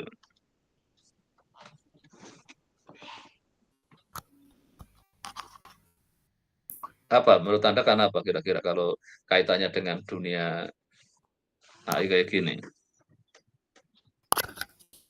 Apa menurut Anda? Bapak mohon maaf, ini tadi kan sempat agak hilang-hilang. Jadi si Iya, robot ini tuh robotnya itu ketika diberi perintah tidak sesuai dengan yang diperintahkan. menjalankan. Iya, dia nggak mau menjalankan. Kan ini ada HP dikasihkan dia megang kan, suruh Ya. diserahkan ke Perdana Menterinya. Dia nggak mau. Menurut Anda kesimpulan sementara Anda apa? Yang robotnya yang jelek, artinya dia program AI-nya yang error atau apa? Kayaknya kalau misalkan dia udah didesain seperti itu dan tidak menjalankan, berarti prompt-nya salah nggak sih, Pak? Robotnya. Justru kalau saya karena dia bikin robot yang usianya masih balita, karena dia waktu belajarnya masih minim gitu. Kayak ini tadi, kalau Anda pakai ChatGPT, jarang pakai, tadi kan ada kuliah yang depannya kan, saya minta disuruh hasilnya nggak seperti kalau yang karena setiap akun itu dia kan Anda sering tanya apa, makanya tadi saya lihat akun Anda kan beda dengan yang akun saya kan, Ya. yang Anda terus penuh dengan emojinya saya nggak ada itu. Karena saya lebih bergaya bahasa formal, padahal saya minta apa aja dia melakukan, tapi waktu saya minta dilakukan di ChatGPT-nya si akunnya mahasiswa tadi nggak mau, hasilnya beda. Karena yang ada dengan perintah yang sama bisa berbeda karena masing-masing akun punya memori masing-masing kan itu kayak apa. Jadi saya sering ajak diskusi apa ya dia nanti cepat, tapi kalau Anda mungkin diskusinya juga beda kan ini. Dengan ditambah ada emoji segala jadi dia lama-lama belajar juga. Nah, itulah kisah yang tadi setelah selesai pun disuruh turun dari panggung nggak mau dia. Tapi setelah malah sudah pada bubar dia baru lari-lari turun gitu. Nah, kesimpulan saya karena dia baru dikasih pelajaran anak usia balita kan, ya Ya. semaunya kan dia masih. Artinya trainingnya masih kurang kan. Coba kalau dia di training sudah selevel yang dewasa, mungkin sudah paham kan nerima perintah itu. Nah, berarti dia nah inilah maka di dunia AI kan ini saya memang setelah merasakan pada saat kenapa saya minta share screen waktu nyari ChatGPT ya, karena saya dari setiap mahasiswa yang saya minta itu kadang beda-beda itu. Ini pakai Nah, akun yang UGM sama akun yang satunya tuh jawaban ChatGPT-nya juga beda, Pak. Meskipun betul, sama-sama saya yang mengajarkan. iya, tapi karena tetap dari segi kecuali Anda setiap kalau pakai 2 terus ya, yang satu tanyakan ke yang akun UGM, yang satu akun bukan UGM, tapi selalu sama terus itu. Nah, mungkin bisa hasilnya sama, tapi kan nggak mungkin, Anda mesti lebih sering yang mana? Yang akun UGM apa yang akun non-UGM? Akun yang satunya. Nah, itu kalau saya kan hanya punya satu akun UGM aja, ya udah saya ngapain di situ. Jadi dia kayak sudah memahami saya kalau bertanya saya singkat sekali, nggak pernah berpanjang-panjang. Nah, itulah saya lihat kemampuan dia belajarnya itu. Jadi Anda punya 2 akun, sebenarnya Anda kayak punya dua dua teman kan. Iya, Pak. Nah, oke, jadi nanti makanya kalau bisa satu akun akademik, satu akun untuk yang apa, sosialita misalnya. Iya, nanti saya riset ya, Pak, yang ini biar nggak kayak gitu. Yang akun UGM yang formal, yang akun yang bikin akun satu lagi yang nggak formal misalnya. Kayak tadi saya agak kaget ya. Karena saya kemarin kan gitu, kok bisa, oh iya saya baru ingat bahwa tergantung ininya kan, learning-nya kan dia, itu dari sisi itu. Ya Ini oke, sering nanti apa, dimarahin, Pak. Jadi kayak gitu dia. nah iya kalau di maaf-maaf terus itu kalau di kadang saya kan, kok masih salah terus ini, oh bisa enggak sih sebenarnya, wow. Terus akhirnya saya kadang minta literaturnya kan, ya udah carikan literaturnya. Nah sekarang dia sudah nggak mau lagi merekomendasi apa, entah paper atau apa yang tidak berasal dari website resminya dia, karena khawatir yang ilegal kan. Jadi kalau Google masih bisa saya minta apa aja, kadang dia untuk mendapatkan literatur-literatur yang nah memang resikonya dapat ilegal apa yang enggak kan yang beredar di situ. Ya oke, karena nanti ini lanjutannya kan Anda harus mencari referensi. Ya. Nah, kira-kira Anda kalau tadi menghadapi kasus yang Anda kan dapat masih kecil, Anda sudah mulai punya ide enggak? Apa yang Anda mau metodenya, model regresinya yang apa, Anda sudah punya ide belum? Jadi kalau kan diregresikan juga nggak sesuai ya, Pak, kurang sesuai Mhm maksudnya. mhm Karena mhm. nilai hasilnya Mhm. yang kecil, terus, tujuannya ini kan dari saya kan ingin Mhm. kita tuh tahu indeks indeks apa, rawan gempanya setiap daerah kan, Pak. Jadi Jadi ya jadi ini Anda inginnya bikin peta ini ya, rawan gempa berdasar indeksnya ya? Iya, iya, Anda inginnya? jadi tujuan akhirnya itu, maka dari itu Mhm. kan datanya masih yang seperti itu. Iya, karena maka dari itu, ya karena apa sebutannya, ya karena mungkin dari si variabel-variabel nilai-nilai yang digunakan itu kurang sesuai, maka dari itu kan diregresikan Mhm. juga hasilnya seperti itu. Nah, Nah, kalau Anda maka pakai dari itu apa kalau rencananya? Kalau untuk indeks berarti pakai apa rencananya Anda? ini Pak, mungkin pakai PSHA, Ya coba nanti di probabil tadi pro ya, probabilistic seismic hazard analysis itu, biar nah, ketemu nilai nanti indeksnya. kadang yang nemukan itu metodenya kadang orang-orang geoscience itu. Jadi Iya, statistik itu yang harus hati-hatinya, yang menemukan itu dari berbagai macam bidang ilmu itu. Medical statistik orang-orang medik, biostatistik orang-orang ini, nanti ada terus ada juga dari yang orang ekonomi, orang ini. Nah, itu udah yang nanti pada saat Anda meramu itu untuk hati-hati pada saat saya kemarin ada model kok sudah menggunakan Y sama dengan A plus B, X plus epsilon. Padahal kalau di yang statistik kan Y alfa plus beta X plus epsilon. Terus di yang statistik namanya multivariat apa atau regresif, kalau yang orang ekonomi yang nulis itu namanya vektor atau regresif. Nah, itu kadang masing-masing itu punya istilah sendiri. Kadang multivariat dengan multiple juga ada yang tidak konsisten. Yang harusnya multiple konteksnya kan prediktornya, multivariat konteksnya responnya. Tapi ada yang mencampur adukan ya multiple untuk seolah kayak multivariat gitu. Nah, itu nanti yang pada saat Anda kenapa sekarang gini, Anda ada di sini yang tadi ada referensi nggak coba waktu Anda ini? Minta link ke salah satu ini, minta referensi. Ya terserah Anda mau yang R-square minta referensi R-square misalnya. Dikasih buku apa dikasih paper coba. Mungkin yang menemukan R-square siapa sih? Misalnya kadang dikasih kayak gitu.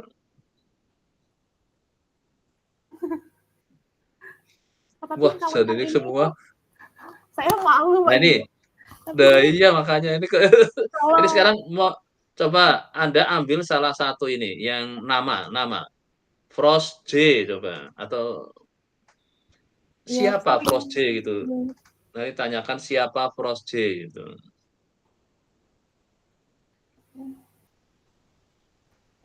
kok gini sih Pak? Bentar Pak. Oh, ini buku ternyata. Nah, itu kan buku misalnya. Nah, Anda si penulis bukunya siapa untuk mengetahui buku ini yang nulis orang ekonomi, apa orang statistik, apa orang itu nanti akan ketahuan di situ. Namanya aja langsung ditanyakan siapa, tadi namanya siapa ini? Jim Frost. Nah, coba langsung di ChatGPT aja malah. Iya, benar Pak, benar Pak. Siapa si siapa nih? Frost J lah itu. Jim Frost ya kayak itu kan. Seorang ahli Nah, dia apa statistik. orang statistik ya itu ya. Nah, oke, ini kadang nanti didapat ternyata tadi saya dapat orang ekonomi, orang apa kayak gitu. Jadi hanya untuk nambah apa saja Bapak, Anda sumber referensi literatur, kadang perhatikan si penulisnya karena pada saat untuk menuliskan modelnya, formulanya itu standarnya seperti apa supaya apa kadang di halaman mana ngutipnya dari buku yang beda, akibatnya jadi di situ nggak konsisten notasinya itu. Memang statistik lebih rumit karena apa? Penulisnya banyak. Kalau matematik itu ya orang matematik kan. Jarang orang-orang pengguna matematik itu apa nulis buku atau tapi kalau statistik wah siapa aja bikin itu. Ya oke ini hanya untuk contoh ini aja. Nanti kalau Anda mulai searching karena harapan saya setelah Anda untuk kuliah ini kan yang standar aja lah tadi yang karena mungkin belum memuaskan. Nah, pada saatnya Anda untuk tesis nanti cari referensinya itu. Ya oke saya kira udah cukup ya untuk tadi ya. Ya Oke, Pak. sekarang siapa ini? Ya, makasih. Ini Razi sudah sembuh belum? Sudah lumayan agak sehatan, Pak. Nah, ini masih batuk-batuk bisa presentasi enggak?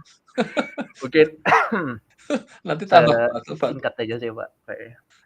Ya, singkat intinya untuk yang tugas ini Anda sudah ngapain? Kayak tadi misalnya masih dapat nggak memuaskan, maka Anda cari yang lebih canggih, itu jatahnya untuk tesis. Nah, nanti gitu. Coba intinya apa? Kemarin itu, bentar, Pak. Saya share screen dulu.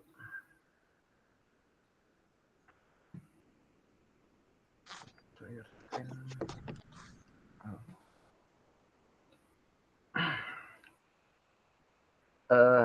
Mungkin karena kemarin itu saya ngubah juga ke tesisnya itu kemarin saya belum nggak ikut motes ya Pak, maaf.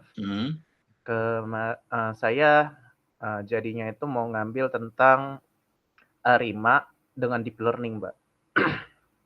Nah, Oke, makanya nanti gini, kerjakan yang untuk kalau yang pas kuliah ini, adalah kerjakan yang untuk kuliah ini adalah metode-metode yang nggak harus canggih gitu. Tapi Anda mengkritisi gara-gara saya pakai yang nggak canggih, yang nggak ini, hasilnya jadi nggak maksimal lah, gampangannya kayak gitu. Ya kayak tadi yang tadi kan R-square kok cuma 0, berapa misalnya itu. Nah, tapi yang penting dicari tahu kenapa kok kita gunakan ukuran itu begitu jelek, apakah modelnya. Nah, ini nanti mulai carilah referensi yang lebih bagus, yang lebih pas untuk data yang Anda miliki. Tapi pada saat untuk di kuliah ini Anda boleh aja lakukan analisis dengan metode-metode yang kan kebetulan ini masih kita kan tadi temanya masih regresi ya, itu ya linear gitu kan. Nah, di situ hasil apa yang Anda kurang puas? Intinya malah justru saya ingin Anda mengkritisi dengan metode yang step by step di buku itu yang sederhana itu, Anda mendapatkan tadi kelemahan apa yang harus di-improve untuk akhirnya Anda harus nyari metode lagi. Nah, itu yang Iya, akhirnya ke tesisnya itu besok harapan saya. Ya, oke, iya, Pak. silakan coba yang ini Yang dapat ini apa dari jadi saya nyesuaiin juga terhadap Mhm, ke paper yang saya rujukan utama, dia kan terhadap mineral ya, Pak, terhadap mhm, komunitas mineral. Nah, jadi saya ngubah ngubah, data saya menjadi data tentang mineral juga, terutama ke sini saya ngambilnya nikel. Nikel itu kan merupakan komoditas yang di Indonesia sebagai, salah satu yang menjadi prioritas, pemasok utama gitu dalam mineral yang sering diekspor ya. Kita juga tahu kalau misalnya nikel sendiri kalau tidak salah pasarnya 80% itu di bukan dipegang, salah satunya di Indonesia yang terbesarnya untuk pengekspor nikel sendiri. Nah, jadi untuk makanya dari itu saya ngambilnya ke nikel, komoditas nikel.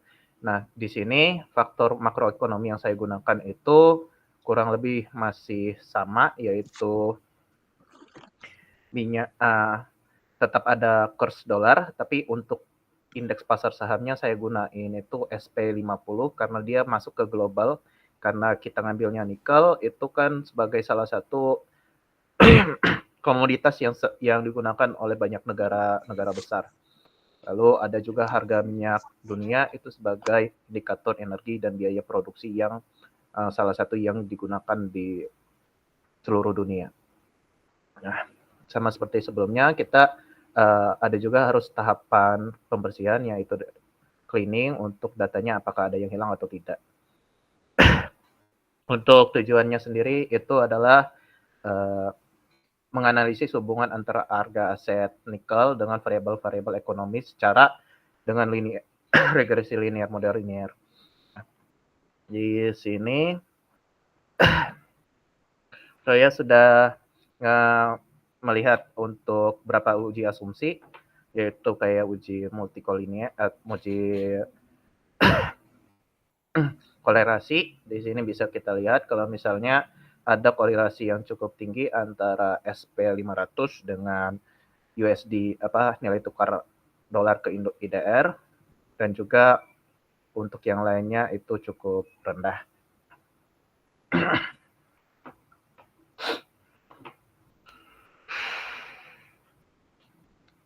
Nah, di sini ada proporsi pergerakan harga nikel itu dari 2020 sampai 2025 ini ada 46,2% itu ada kenaikan harga, itu dia naik, sedangkan 53,8%-nya itu turun. Jadi bisa dilihat di grafik ini saat dipersentasekan antara dari waktu 0 ke waktu selanjutnya itu ada sekitar sebesar 46,2% itu naik, dan juga sampai 53,8% itu harga nikel mengalami penurunan.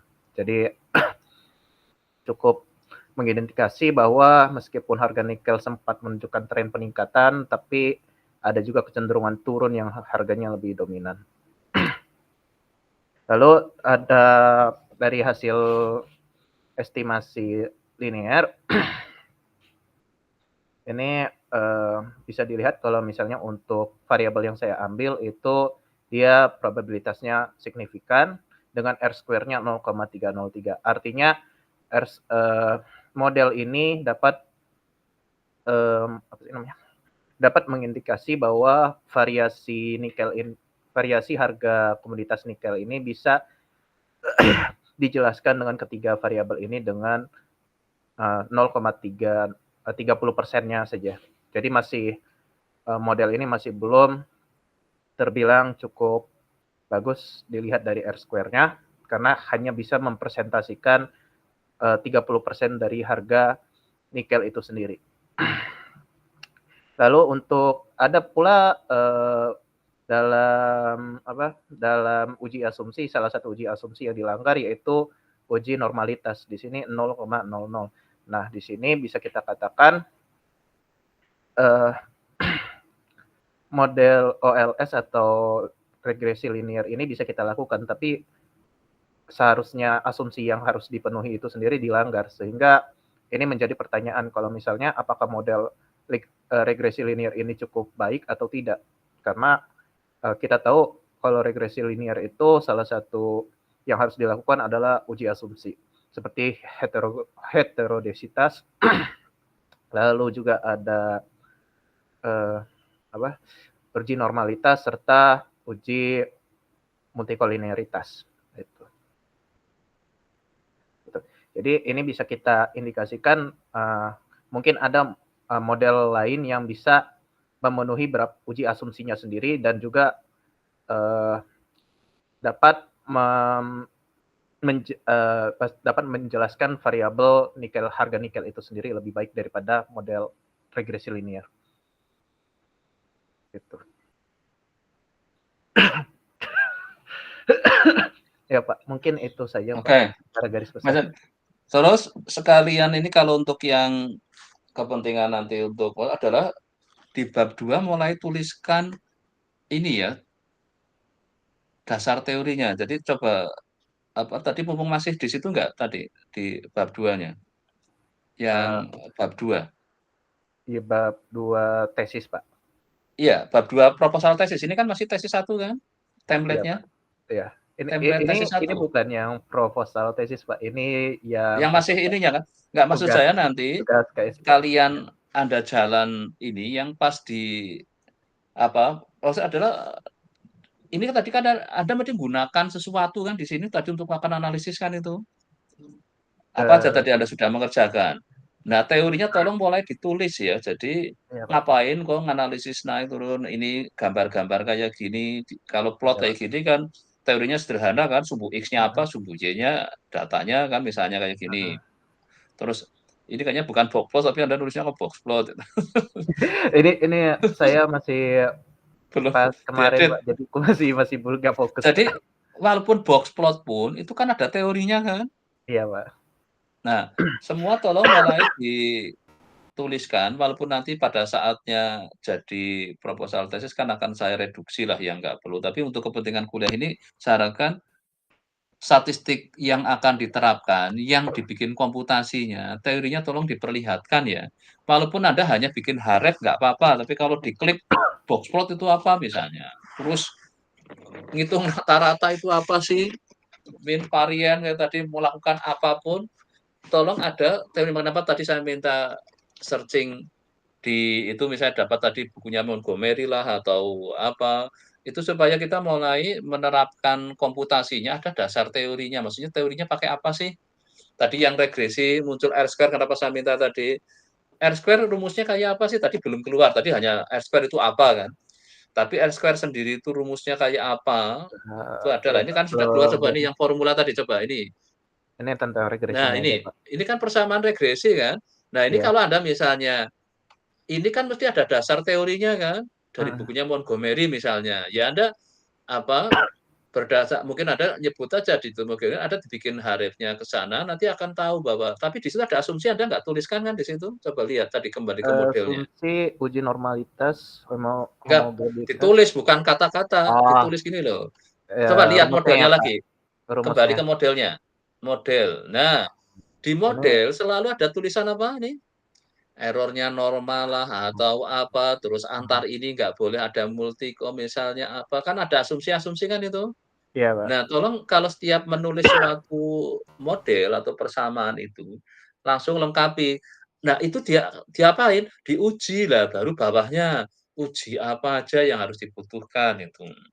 Nah, ini untuk latihan membangun bahwa saya akan melakukan komputasi, menerapkan statistik, ini kan judulnya adalah berdasar suatu teori gitu. Nah, teorinya kalau misalnya belum sempat ngetik tinggal dibikin ini link harefnya aja ke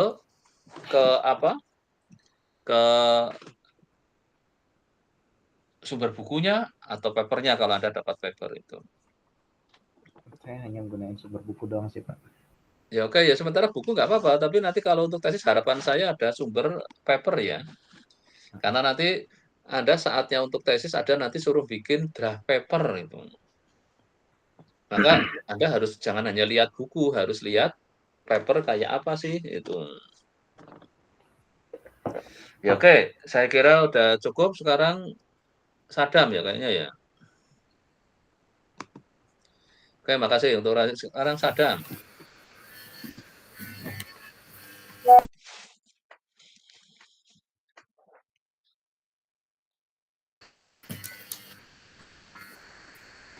Ini Pak, kemarin kan saya sudah lakukan simulasi data lengkap, kemudian data tersensor tipe 2 ya Pak.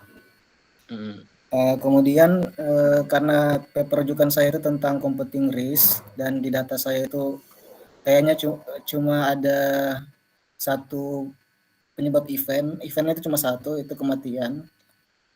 Makanya kayaknya saya agak ini lagi mas cari data lagi, tapi saya sudah dapat Pak. Jadi kalau misalnya pas yang tema untuk kuliah ini kan tadi tentang regresi kan, kalau Anda hanya punya satu variabel nggak bisa diapa-apain kan. Oh iya Pak. Jadi kalau survival itu ada juga bisa ada regresinya kan, terutama untuk yang apa hasadnya tuh, atau ada juga regresi survival. Nah, Anda bisa nambahkan kayak gitu. Jadi pada saat beregresi, tapi regresi konteksnya data-data survival itu, misalnya itu. Jadi Anda coba ke apa ChatGPT kan ada tadi hanya punya data apa lifetime ya kayaknya ya. Ada data yang dimiliki cuman ini data Iya apa Pak. Dia datanya cuma satu variabel kan? Iya. Ya, Usia ya. variabelnya banyak. Cuma pas event statusnya itu cuma satu aja. Coba datanya, saya ingin lihat data Anda. Sebenarnya Datanya. untuk yang materi minggu ketiga ini kan lebih ke regresi kan. Anda sebenarnya bisa meregresikan ini kan. Coba lihat datanya dulu, datanya tadi. Yang data yang Anda punya itu. Kira-kira sebagai Y-nya yang mana akan sebagai X-nya yang mana coba. Anda Y-nya apa rencananya? Y-nya Ini itu usia ini. nih. Nah, Anda kan bisa meregresikan ini kan. Ini X1 100. Bisa nggak X2-nya apa? Target apa ini? Treatment. Ini kan ada yang kualitatif, ada yang kuantitatif, ada yang kuantitatif tapi diskrit. Ini kan kalau status 01 kayaknya kualitatif yang di coding jadi 01 kan. Terus Karnonya apa 60 70 diag time. Ini kan semua bisa diregresikan. Nah, kalau nekat diregresikan linear nanti hasilnya nanti jelek misalnya. Nah, ya nggak apa-apa kayak tadi. Jadi pada saat Anda punya variabel random di statistik itu kan ada yang level paling rendah namanya kategorikal, ya tidak. Nah, ordinal sudah punya urutan. Terus interval sudah belum punya nol murni, yang akhirnya skala rasio. Nah, kalau Anda punya data ini yang status itu menurut Anda skala pengukurannya apa ini? Kategorikal, Kan 01 apa? Kategorikal, Pak. Nah, kategorikal kan jadi level paling rendah kan di statistik itu. Data yang paling rendah itu kategorikal hanya bisa membedakan. Kalau ini yang treatment ya kayak TRT treatment ya. Benar, apa nih? Iya, Pak, TRT treatment. apa ini? Itu apa? Standar terus apa? Ada tes ya. Nah, ini coba skala apa ini? Kategorikal. Ini kategorik apa? Ini kategori juga ya. Kategori karena standar dan tes itu hanya kayak ini aja membedakan aja kan. Ada yang pakai standar, ada yang pakai tadi ada unsur ordinalnya kan? Nggak ada, Pak. Nah, terus ini Karno itu apa? Karno. Nah, kalau yang Karno ini satunya cell type. Cell type dulu. Cell type juga ini kayaknya kategorikal ya. Iya ya. Ada small, ada middle, medium, enggak ada ya. Ada large. Berarti ini ada ordinal, ini sudah ordinal. Ini ordinal, Pak. Ya, sudah ordinal. Terus kalau ini yang Karno. Ini kayaknya apa ya nih? 60, 70, 80 itu. Nah, nanti Anda kenali itu. Nah, nanti kalau dijadikan prediktor, mungkin ada resiko, karena di regresi kan biasanya untuk estimasi kan butuh matriks X transpose X kan. Jadi kadang ada yang menyebabkan jadi bermasalah di sana itu. Nah, maka Anda kalau ini sudah bisa Anda bermain yang regresi untuk, ya kan kita di sini pokoknya saya ingin nerapin sesuatu, tapi bagaimana kalau Anda lanjutin untuk yang lebih ini lagi. Ini kan pakai konteks regresi aja misalnya. Nanti hasilnya jelek nggak seperti yang tadi, R square cuman berapa? 2%. Nah, bisa juga seperti itu. Anda mulai meregresikan yang mana dengan mana, selalu Y-nya apa? Time ini ya. Time ini usianya ya. Apa time itu apa? Ya, ini survivalnya Pak. Ya, enggak, maksud saya jadi itu sejak dia kena sampai meninggal apa Ya Pak, sejak usia dia sampai kena sampai meninggal, ada juga yang kena sampai tersensor, masih tersensor. tersensor. Oke, nah ya udah nggak apa. Jadi artinya nanti kan biasanya ditandai yang tersensor sama yang sudah meninggal, komplit orang sudah meninggal. Bisa juga ini 228 dia tersensor misalnya. Ini yang tersensor di mana codingnya ini? Bapak tahu ini tersensor sama enggak? Yang 01 ini apa itu? Yang 01 ini dia menandakan tersensor atau tidak Pak? Oke, berarti yang satu yang tersensor. Satu yang mati, satu Yang yang lengkap ya, sampai satu sudah yang lengkap. meninggal. Berarti 72 itu dia meninggal sampai usia 72 lah gampangannya gitu. Oh ya. Enggak tahu 72 hari apa bulan saya enggak. Ini dalam hari Pak. Kalau 0 tersensor. Loh, kok ini ada yang 0 tersensor. terus 0 ya? Kok 0 tersensor semua ini? 0 0 0 0 0 0. Oh, aneh ini. Iya. Nah, ini agak aneh lah. Kalau yang 100 0 jelas bahwa dia sebenarnya masih hidup, tapi tersensor di sini kan berarti gitu. Ya oke, nanti dicek itu yang 00 itu apa itu. Baru kok banyak itu loh 00-nya itu.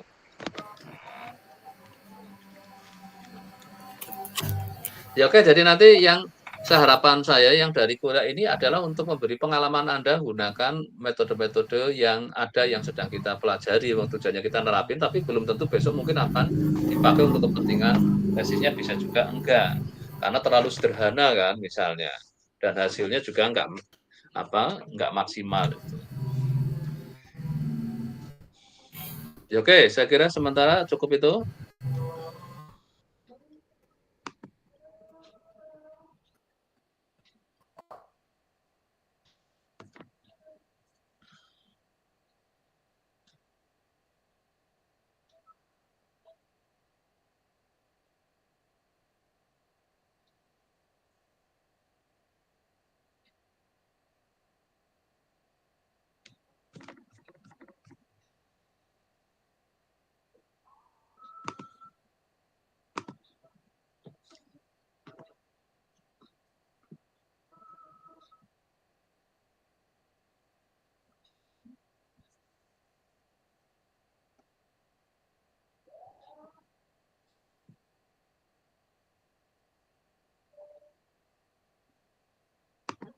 Oke, saya share screen Bapak.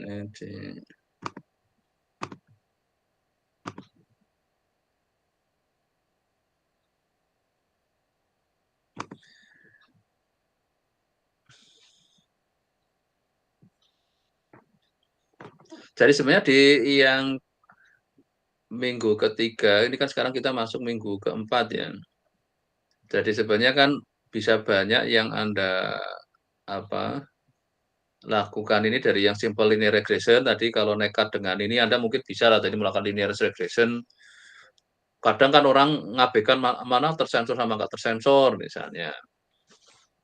Itu bisa. Terus multiple tadi Anda kan punya prediktor banyak kan, kadang kan tadi sudah bisa melakukan multiple regression sebenarnya itu. Terus model-model yang mungkinan kalau tadi dari yang ada tidak cukup, Anda boleh menaik, tapi yang penting dicek adanya kemungkinan mungkin linear sudah nggak cocok, apa harus non-linear, apa mungkin aditif, ada multiplikatif, ada juga mungkin kolineritas, multikoliniaritas gitu. Nah, untuk yang di sini sekarang kita ingin inikan bagaimana masuk ke konteks yang non-linier. Jadi ada logistik, ada CLM, terus ini yang tadi untuk kepentingan ke komputasinya ya. Jadi kadang sering dipakai regresi untuk kepentingan ke konteks klasifikasi. Jadi kalau regresi kan yang penting pokoknya ini ada X, ada Y.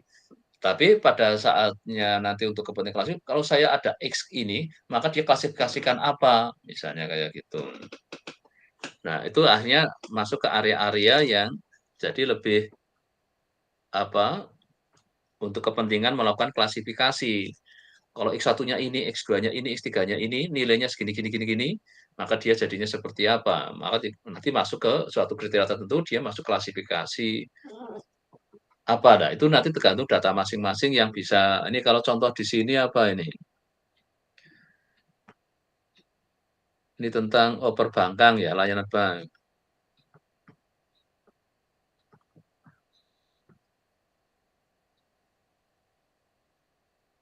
Jadi ini ngelihat apa ini? Online banking service able to determine whether or not a transaction being performed. Jadi ini apa? Untuk melihat performa dari suatu layanan online banking. Ini terkait DNA. Ini melihat with and without a given disease to figure out which DNA mutation are deleterious ya, jadi disease causing. Nah, ini nanti silakan Anda apa Y-nya bisa mau apa continuous, bisa mau discrete, bisa kualitatif itu. Nah, di sini lebih leluasa Anda apa menghadapi data yang Anda miliki itu. Nah, kita bisa melihat responnya bisa kuantitatif, bisa kualitatif ya tadi ya mau di. Ini salah satu di sini adalah konteks untuk apa di bidang medis ya. Misalnya di sini ingin melihat kemungkinan apa possible diagnosisnya dia stroke, drug overdose atau epileptic seizure. Nah, akhirnya salah satu yang model ini adalah logistik model. Nah, bagaimana mengestimasinya?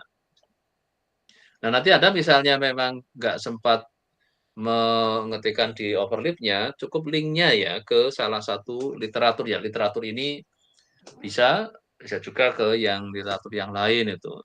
Terus bagaimana akhirnya kalau prediktornya makin banyak jadi multiple regression. Juga mungkin di responnya ada lebih dari 2, jadi kalau 2 kan binomial, jadi akhirnya ke multinomial.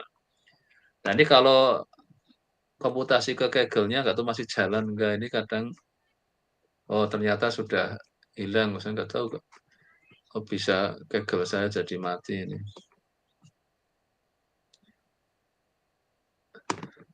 Mungkin harus login dulu lagi ini kayaknya. Iya, ini karena saya sudah keluar itu. Ya oke lah, nanti saya betulkan lagi linknya ini. Nah, terus nanti ada ke konteks yang mau kelaju adalah kita menempatkan konteks regresi untuk linear diskriminan analisis dan analisis diskriminan itu. Pakai yang linear, ada yang kuadratik. Terus sampai ke yang bias, ya. Terus mulai ingin membandingkan dengan analytical comparison dan empirical comparison. Terus ke CLM-nya itu. Jadi kalau tadi ada sekarang bisa ada Poisson regression, akhirnya kita punya CLM untuk yang lebih umum. Jadi ini salah satu kalau regression constant biasanya Y-nya diasumsikan kosong jadinya counting ya, counting proses 0, 1, 2, 3 sampai nilai hingga itu kalau distribusi kosong.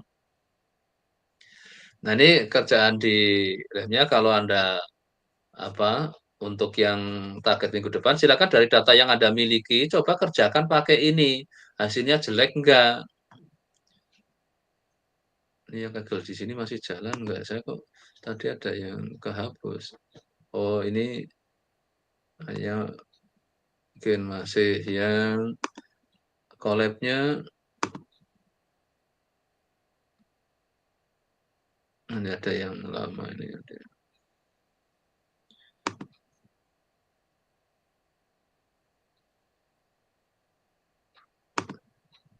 Nah, ini kalau Anda mau lihat kembali bukunya ini ya Nah, di sini lumayan kadang ada teorinya ya, dituliskan modelnya kayak apa, tapi kadang dia nggak lengkap, jadi Anda tambahkan aja. Saya kalau belum sempat melakukan apa untuk mengetiknya di overlap-nya ya Anda cukup di ini kan harefnya lah di ini tadi ya yang ini contoh yang dibikin ada blogspot-nya juga kalau bisa dicarikan teorinya ya. Blogspot itu isinya apa sih ini ngitung apa gitu. Nah, ini tadi ya ingin melihat ada stroke, ada tablet atau epilepti. Gitu. Ini Y-nya yang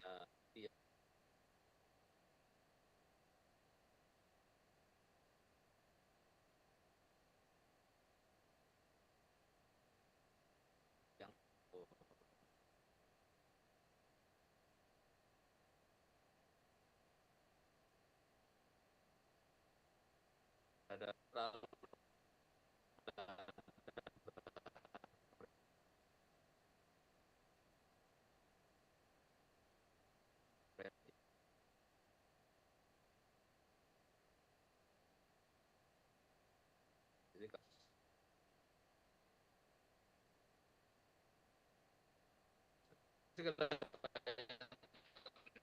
terkait gempa, terkait tsunami, terkait konteks apa yang ekonomi, terus ada yang terkait ke survival. Anda silakan data yang Anda miliki, coba kerjakan di sini hasilnya jelek apa enggak.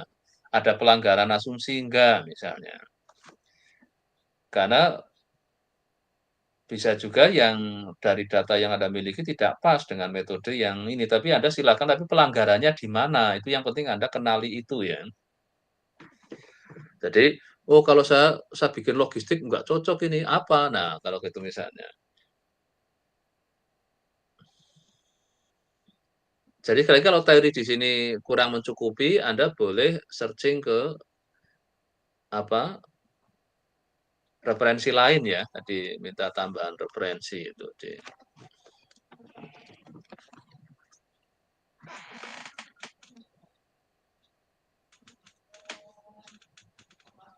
Jadi Anda juga boleh menggunakan data di buku dulu ini, baru menggunakan data Anda. Itu juga bisa untuk checking codingnya sudah benar belum ya, mungkin menggunakan data yang di buku, nanti dicek dengan dibandingkan yang di buku itu.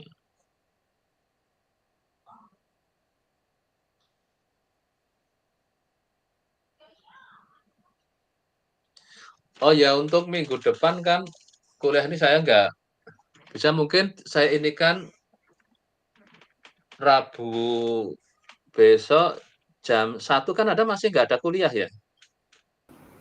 Tidak ada, Pak. Ya udah yang Rabu besok kalau memang apa moga-moga ya kayak kemarin saya juga full tapi ini sudah lumayan apa kan kemarin saya harus bersihin terus ada ini jadi agak nah moga-moga kalau besok oke nanti mungkin untuk yang besok Rabu bisa ketemu offline jam 1 ya sesuai jadwalnya itu ya yang lama ya. Iya benar ya Rasi ya. Iya kalau saya Rabu jam 1 ya. Iya, Pak. Sebelumnya ya. Lebih tepatnya jam 2.15 kalau nggak salah, Pak. Kalau di jam kamu?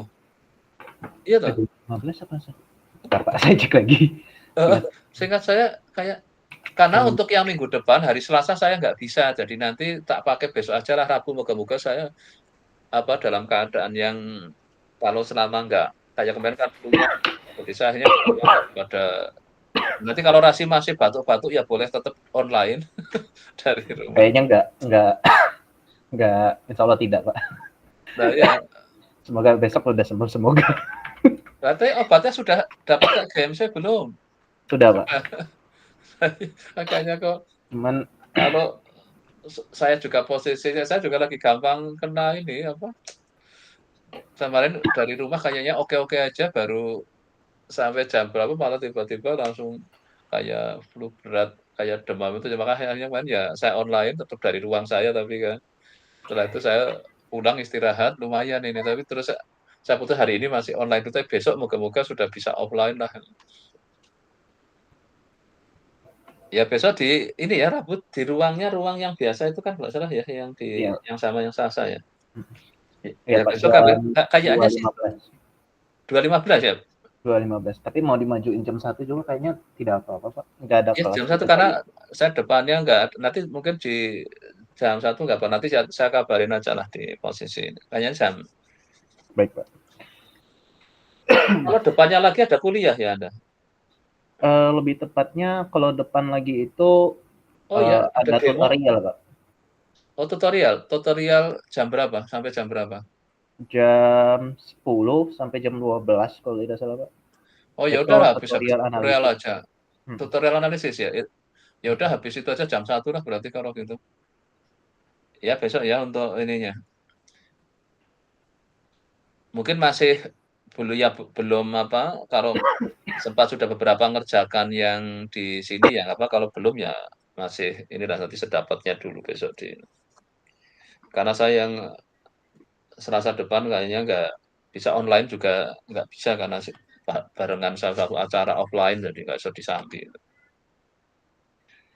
Ya oke sampai untuk besok ya diusahakan ya nanti jam 1-an nanti ngabarin aja ya kalau Bapak sudah Ini bisa besok saya atau tambah. minggu depan, Pak? Lupa, Enggak, Pak. besok malah justru besok tak majukan. Kayaknya minggu depan Selasa Rabu saya nggak bisa. Oh, Justru itu makanya yang Rabu depan tak yang harusnya Selasa depan tak tarik besok lah gitu.